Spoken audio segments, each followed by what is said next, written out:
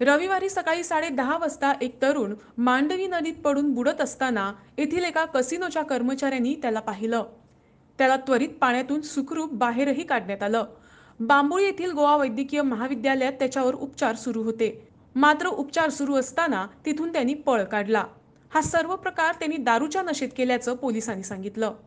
पोलिसांनी दिलेल्या माहितीनुसार रविवारी सकाळी 6:30 वाजता सलीम शेख नावाचा मुलगा पणजीहून बेतीला फेरीबोटीतून जात होता. यावेळी फेरीबोट मांडवी नदीमध्ये पोहोचताच तो अचानक फेरीबोटीतून नदीत पडला. हा प्रकार घडत असताना एका कसिनोच्या कर्मचाऱ्यांनी त्याला पाहिलं. लगेचच या कर्मचाऱ्यांनी नदीत उडी मारून सलीम शेख याला दोरीच्या मदतीनं बाहेर काढून धक्क्यावर आणलं. यावेळी तो बेशुद्ध होता.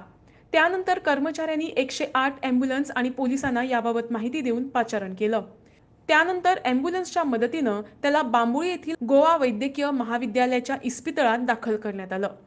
सलीम शेखवर उपचार सुरू असताना त्यांनी इथून पळ काढला.